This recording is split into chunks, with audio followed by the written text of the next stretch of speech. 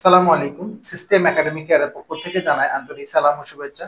আমরা শুরু করব এইচএসসি আইসিটি চ্যাপ্টার 3। আমরা এখানে সংখ্যা পদ্ধতির বিভিন্ন রূপান্তরগুলো দেখব। যেমন আমরা এখানে দশমিক থেকে হেক্সাডেসিমাল করব।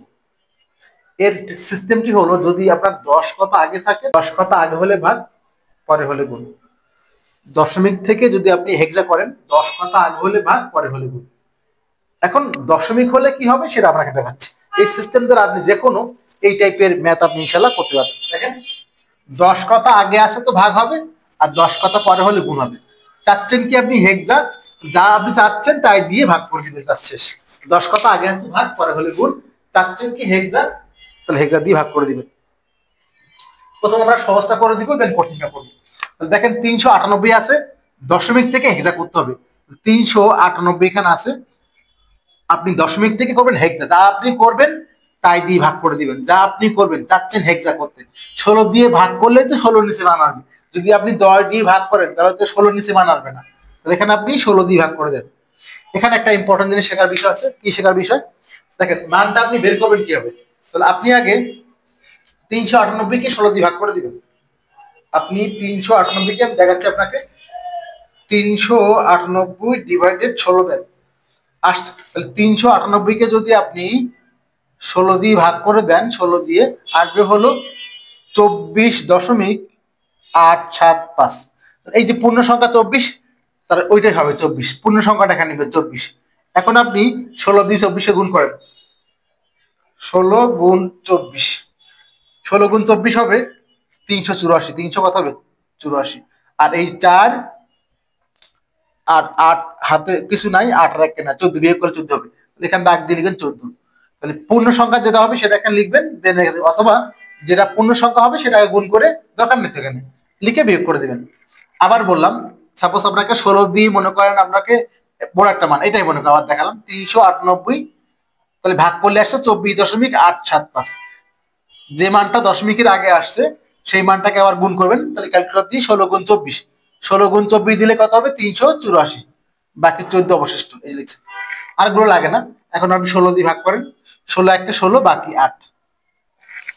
ওকে, এখন একটা জিনিস বোঝার বিষয় আছে, আমরা মুছে দিলাম জায়গাটা। কি বোঝার বিষয় আছে বলে দিচ্ছি। দেখেন, এবার 16 দিয়ে একে ভাগ করবেন, এককে 16 দিয়ে এককে ভাগ করবেন, যাবে না, 16 শূন্য শূন্য শূন্য বসে গেল, এক ভাগফল আর ভাগ শেষ। এখানে বসলো শূন্য, এখানে এক বসে গেল। এবার একটা জিনিস খেয়াল করেন, আপনি তো লিখছেন 14, আপনি 10 পর্যন্ত, 9 পর্যন্ত বাইনারি, 10 গিয়ে তো আপনার 10 মানে কি হবে? 10 সমান হবে এ, 11 সমান হবে বি, 12 সমান সি, 13 সমান হলো ডি, 14 সমান ই, আর 15 সমান কি হবে? এফ।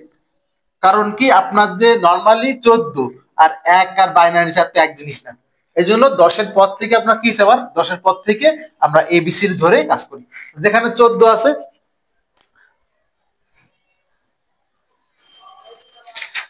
যেখানে আমাদের 14 আছে, তাহলে সেখানে আমরা কি লিখবো? 14 মানে কি, এই যে ই, আমরা সেখানে ই লিখবো, আর কিছু না।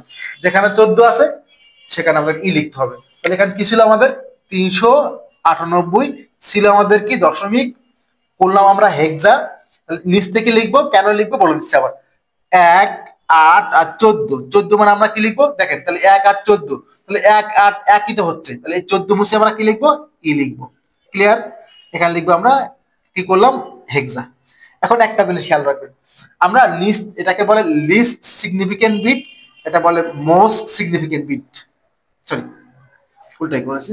এটা বলে মোস্ট সিগনিফিকেন্ট বিট, এটা বলে লিস্ট সিগনিফিকেন্ট বিট। কেন বলে সেটা বলে দিচ্ছি। দেখেন, আপনি যখন এটাকে লেখেন, এটা কিন্তু আপনাকে, এটা প্রথম মান, এটা কিন্তু প্রথম মান, একক। তাহলে যদি নিচ থেকে আপনি লেখেন, তাহলে কিন্তু ওই মানটা কই যাবে? ডান দিকে যাবে। আর তখনই কিন্তু কি হবে? এটা একক হবে। এই জন্য আমরা এভাবে লিখি। ওকে, তাহলে আমাদের হয়ে গেল দশমিক থেকে হেক্সা করা। এখন দেখেন, আমরা যদি এই ম্যাথটা করতাম তাহলে কি করতাম? দেখেন, 2 4 7 9, আগের মতো নিয়ম। আমরা কি করব? দশমিক থেকে হেক্সা, 10 কথা আগে হলে ভাগ, পরে হলে গুণ। তাহলে 10 কথা আগে আছে, ভাগ করবো কি দিয়ে? 16 দিয়ে ভাগ করবো। 16 দিয়ে ভাগ করেন, সেম নিয়ম। আপনি 2479 কে 16 দিয়ে ভাগ করে দেন। 2479, 2479 কে আপনি 16 দিয়ে ভাগ করে দেন, আসছে হলো 154.37। এটা যদি ভাগ করেন 154.37। এই যে পূর্ণ সংখ্যাটা এখানে লেখেন, 154 এখানে লেখেন, ঠিক আছে। দুটো নিয়ম আছে। এখন দেখেন আপনার যে সংখ্যাটা 154 আসছে হলো 9375। দুটো নিয়ম। এখানে এখানে আবার কি করা হয়, 16 দিয়ে গুণ করে লেখা অনেকে। আমি বলবো না, এটা গুণ করলে একটু চেঞ্জ হতে পারে, আপনি একে 16 দিয়ে গুণ করে লিখবেন, বাকিটা লিখে দিবেন জাস্ট। দুইভাবে হয়, দেখাচ্ছে আপনাকে কি ঘটনা কি হচ্ছে। তাহলে আপনি 154 ইন্টু হলো 16, 2464। 2479 থেকে 2464 বিয়োগ করেন, থাকবে হলো 15, এখানে হবে 15। এখন দেখেন এটা কিন্তু হয় অনেক সময় যে পূর্ণমানটা এখানে লিখছি, তাহলে এটা গুণ করা লাগবে না, এই যে এটা লিখবে এখানে, আর একে 16 দিয়ে গুণ করবো। দুই এক সময় চেঞ্জ হয়ে যায়, তখন আবার চেক করতে হবে যে মানটা ঠিক আছে কিনা। 5 আর 4 নয়, ঠিক আছে। আর এখানে দেখেন 0.9375 ইন্টু হলো 16, এই যে 15 হয়ে গেছে, ঠিক 15 হয়েছে। তাহলে এটা কিন্তু করা যায়, আবার এভাবে করা যায়। এই মানটাকে গুণ করে নিয়ে 16 গুণ করে নিয়ে দেন ওখান থেকে বিয়োগ করতে হবে। তবে এভাবে করাটাই দ্রুত হয়, বাট আপনি আবার চেক করে দেখবেন যে যোগ করলে এটা হচ্ছে কিনা, ঠিক আছে। এটা আমাদের হয়ে গেল। এখন তো আর লাগবে না।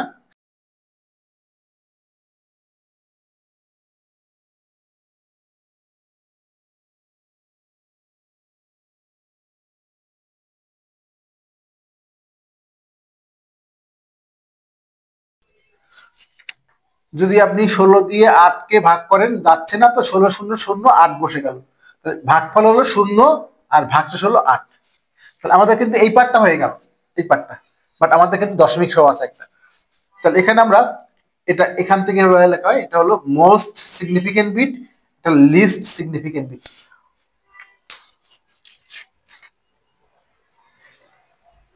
ওকে, আমরা এখন এই পার্টটা করবো। এই পার্টটা করার জন্য আমরা এখান থেকে বুঝলাম, এখানে দুটো ভাগ করে নিব। এক পাশে হলো পূর্ণ সংখ্যা বা পূর্ণাংশ, এক পাশে হলো পূর্ণ সংখ্যা বা পূর্ণাংশ, এক পাশে হলো ভগ্নাংশ। দুটো দুই পাঠা লিখে নেবেন, আর কিছুই না। ওকে, এখন দেখেন এখানে 0.50 আছে, তাহলে আপনি এখানে 16 দিয়ে গুণ করেন। 0.50কে 16 দিয়ে গুণ করেন। 0.50কে যদি 16 দিয়ে গুণ করেন, তাহলে আসবে হলো 800। 0.50কে 16 দিয়ে গুণ করলে হবে 800। দশমিক কয়টা পরে দিতে পারে, তাহলে 8.00। এই 16 দশমিকের দিয়ে একটা পূর্ণ সংখ্যা 154কে ভাগ করলে 9 16 154, আর এখানে হবে হাতের 10। আমরা ভুল এখানে 8 লিখেছি। আর 0.00 হলো ভগ্নাংশ। একবারে হয়ে গেছে, আর নাই। তাহলে আমাদেরকে যদি আমরা একবারে লিখি 22479.50, এখানে ছিল দশমিক, চাচ্ছি আমরা কি হেক্সা করার জন্য কত আসলো এই মানটা, কারণ এবার বলে দিচ্ছি, যদি এই মানটা আপনি নিচ থেকে না লিখেন, তাহলে এটা কিন্তু এককের মান, এটা কি একক, তাহলে নিচ থেকে লিখলে কিন্তু কই যাবে, ডান দিকে। যখন লিখে আমি, ও একটা ইম্পর্টেন্ট জিনিস, এখানে 15 আসছে।